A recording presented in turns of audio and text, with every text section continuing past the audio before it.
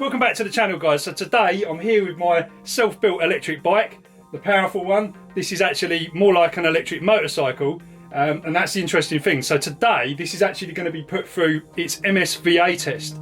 Now the MSVA test is something we have in the UK which allows you to self-build a motorcycle or moped or any vehicle really, and you can individually get that vehicle approved to be driven on the road legally. This is actually going to be going through the test as a moped, so 4 kilowatt 30 mile an hour max speed moped, but the performance is obviously going to be way better than your sort of 50cc moped, so it's going to be quite interesting in that respect. But yeah, if you've been following the channel, you know all about this bike and you know the process that I've been to build this and kind of ride it and all that sort of stuff. It is currently, up until now, been an off-road bike. So the main reason I want to do this, because there's going to be a lot of people saying, why don't you just ride it around under the radar, just, you know, forget all of that hassle, don't pay insurance, tax and all that kind of unnecessary stuff. Well, this is becoming more increasingly difficult now. You know, you're getting more people riding around on these Sur-on bikes without, you know, and they really do look like motorcycles. You know, recently I told you I got a phone call from the police about one of my YouTube videos. So it's becoming an increasing problem. And I want to try and pave the way and show that it is possible to do this at the same time as showing how difficult it is to do it.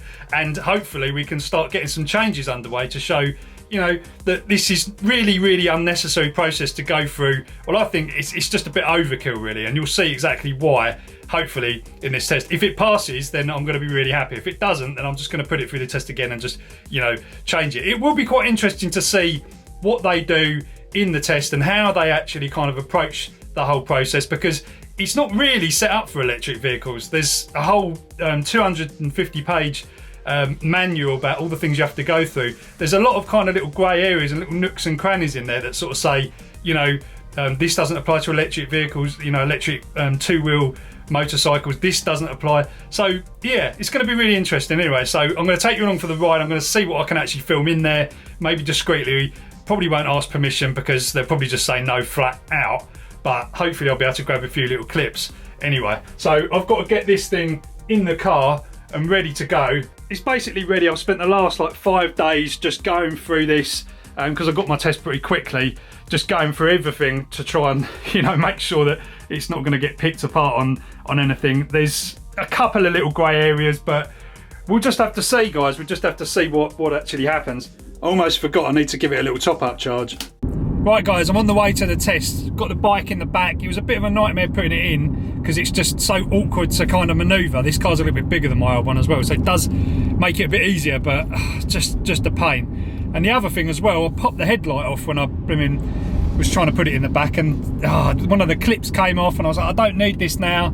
I just need to get it. So I've basically just got all my tools, all my main tools, just in case I need them, in a little bag down there. And yeah, we're going to go into the test centre now. We're about 23 minutes away from it. What was quite funny, I was just about to leave and I got a phone call from the test centre. Actually, one of the testers, the tester that's going to be, that I'm seeing basically, his name is Mark, and he just gave me a call just to find out more about the bike. Because I think when I did the original application a couple of years ago, that's how long this has taken, and not to do it, but just for me to get around to do it, sorting it all out. Yeah, so he just wanted to find out more about it, about electric bikes and stuff, and he was pretty chatty about saying the test's pretty lightweight, don't worry too much about it, like, you know, I don't know, there was lots of stuff, but he sounded pretty friendly anyway, pretty Essex, so hopefully that'll help me, being a fellow Essex boy. Right, we're here guys. He says, holding the camera in his hand. Driver Vehicles and Standards Agency. Ooh, scary. Now I've got to get this bugger out of here. I feel scared. Gosh, this thing does weigh quite a lot.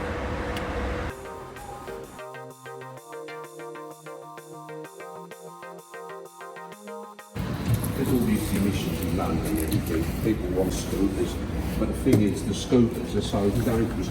There's been about 3 people killed on them, someone at the gate post. The scooters, because they go over 28 miles an hour, they're not moped, they're classed as a motorcycle. Right, if this was classed as a motorcycle, you're in an open class. Yeah. Because, like, I want indicators. Exactly, yeah. I want this, I want that. There's just so much. There's so much extra, isn't there? Yeah, because of the speed. Yeah. Because I had a bloke come in. Oh, mate, because he pulled up and I said, that's a scooter, that's not a motorbike. We're putting a motorbike, right, this does not require a seat.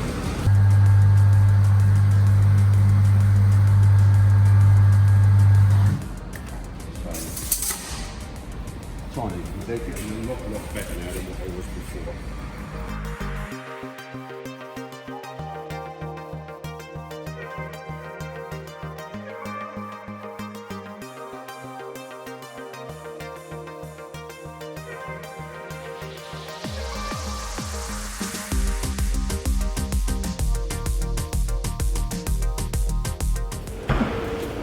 That is it. Yeah. Looks like an old MOT. It's as bad as that, yeah. All right, thanks very much for that. Not a problem, sir. It's easier than what I thought. I was at this vision of this like soapbox coming out the back of this car. No, if you see some of the amateur built motorbikes I have to do, Yeah. and things like that, I was expecting like I really don't need a soapbox bigger than I was to. When I looked, I thought, no, this is all right. We have one Minister's Approval Certificate, which looks a bit like the old MOT certificate. So there you go. All done. Right, I've just realised on this certificate it says 135 kilos for this bike, which puts the power to weight ratio thing completely out. So I've just given him a call and he's going to reweigh it. 135 kilos. I wouldn't be able to lift the damn thing if it was 135 kilos. It's more like 40. I went back to the test centre, I reweighed it, and it came out as 46 kilos. So I just thought I'd just get that sorted. I had to go through a bunch of traffic to get there and all of that, but it's just worth doing, because the last thing I want to do is send that form off and then they say, you know, well, it's not actually, you know, the right weight or something like that. You know, there's just too many hurdles to go through with this thing as it is. So yeah, all good. I've got a new certificate, that's all done. I'm just heading back home now, but I'm super happy with the result of today. It's pretty interesting, all of this. The actual paperwork side of it and all of that crap is actually worse than the test itself, because he was basically just going through all of the stuff. He was just looking at the bike and he was just going, well, you know, there's not really that much I can test, you know, because it's a moped and, you know, there's certain, basically it's just not like a motorcycle, so there's not as much they have to test, which makes me think it just needs to change. They just need to have a kind of more straightforward system where you can just fill in a thing online and say, this is my bike, this is what I want to do, and get it, still take it to a test centre so they can check it out. What's interesting, he was saying that so many people have just been turning up with just electric bikes with no lights, no, you know, brake lights, no, you know, they haven't even read the MSVA manual and they're trying to get this thing registered. Because if you look online, it says if you ride anything above a 250 watt bike, then you've got to get it taxed and registered in MOT, and that's where it stops. It doesn't tell you how to do it. So, you know, that's what I'm trying to do with this video really, is just kind of open people's eyes to this. If you want to do this, it is the right thing to do, you know, to actually register a bike. If you want to go faster than 15.5 miles an hour, I mean, these are just ridiculously slow, and you can pedal faster than that. 250 watts is just like candle power, it's nothing. So anyway, that aside, if you want to ride a bike that's got more power, this has got to be the way to go, you know, and then you're not going to get any trouble. You can fly around 30 miles an hour, maybe a bit more. You know, some of these 50cc mopeds go faster than that anyway. But yeah, so yeah, I'm just happy with this result anyway, and I think it's going to hopefully pave the way. You guys can see that it's possible to do it, and the process. So what I think I'll do in another video is just outline the process, you know, from beginning to end. Just summarise it really briefly so that you can actually see what steps, or someone can follow it if they need to. But overall, it's not as bad as it may seem. The next thing I've got to do is obviously try and get the thing registered, which is another paper pushing exercise, but I don't think that's going to be too difficult. Then we've got to get insured. You know, it's just boring stuff, but basically it just means that it's going to be done. But what's going to be good is it's going to be registered as a brand new bike. So in theory, you won't need an MOT because it's a new vehicle.